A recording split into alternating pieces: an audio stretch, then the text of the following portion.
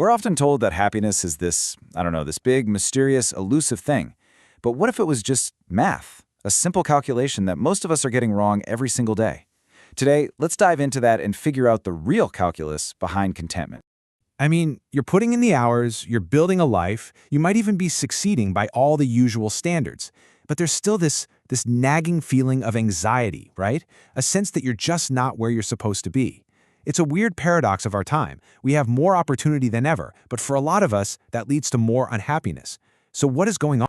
Well, the answer might actually lie in a really simple but powerful framework.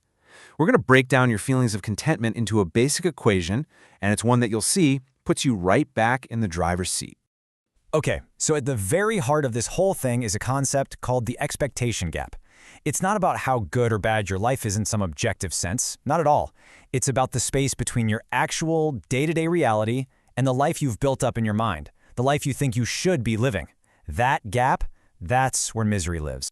And this brings us to the formula itself. It looks almost too simple, right? Happiness equals your reality minus your expectations. But inside that simple math is a profound truth. The goal isn't just about cranking your reality up to some impossible level. It's all about managing the relationship between those two variables. Let's see how this actually works. Look at these two scenarios. In both cases, your reality is exactly the same. Let's call it a solid 7 out of 10. Pretty good. But on the left, your expectations are sky high, a perfect 10. The result? You're at a -3. You feel like you're failing.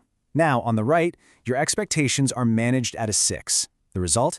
You're at a +1. You feel happy. It's the exact same life, but a completely different outcome. The key here is you can become happier right now without changing a single thing about your reality. So that begs a pretty big question.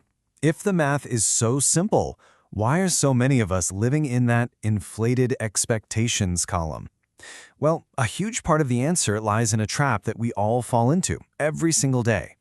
Seriously, what is it about the world today that is constantly pushing that expectation number up, making the happiness equation so much harder to solve in our favor? Well, the main culprit is probably in your pocket or in your hand right now. Yep, social media. It's basically an expectation inflation machine. We are constantly scrolling through these perfectly curated, filtered highlight reels of everybody else's lives. It's not reality, it's a performance. The problem is, our brains don't always register the difference. We see these unrealistic lifestyles, these perfect vacations, these career wins, and we slowly start to internalize them as the baseline for a normal, successful life. It creates this toxic culture of comparison that leaves us feeling permanently behind schedule. So how do we fight back? How do we take control of the equation? The good news is there is a very practical, very real strategy. It's all about building something called a freedom margin. Just remember, you've got two levers you can pull here, reality and expectations. And while working to improve your reality is great, you should absolutely do that. The faster, more powerful lever for your immediate well-being is managing your expectations. That's the one you have total control over starting today. And this brings us to the core strategy, creating a margin of freedom. What is that? It's about building breathing room into your life, especially your financial life.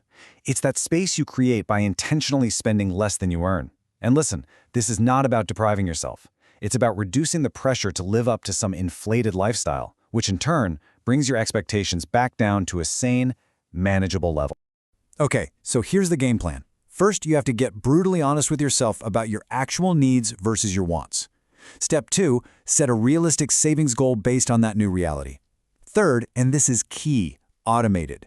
Set up an automatic transfer so you pay yourself first before you're even tempted to spend that money. And finally, you have to reframe your thinking.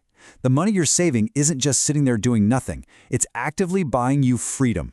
Freedom from stress, freedom from other people's expectations, and the freedom to make choices. You know, building this margin does something really powerful. It allows for this profound shift in your whole perspective. It lets you step off that hamster wheel of comparison and start defining what success actually means to you. And this is the ultimate takeaway, really. We spend so much energy chasing more, thinking it's going to improve our reality score, but true wealth, true contentment, it's found by lowering the expectation score. It's ancient wisdom, you know? The Stoics were talking about this thousands of years ago. Happiness isn't about getting what you want, it's about wanting what you already have. Now, let me be super clear. This is not a call to just give up on your goals or to lower your ambitions. Not at all. It's a call to find joy in the journey. It's about being incredibly ambitious in your actions, while at the same time being deeply appreciative of where you are right now. That's how you solve the equation. So I'll leave you with this question. Just take a look at your life, your career, your finances, your relationships. What is just one expectation, maybe one you didn't even realize you had, one that you might have absorbed from scrolling online? What's one expectation you can consciously choose to reset right now, today? The power to solve for happiness, it really has been in your hands the whole time.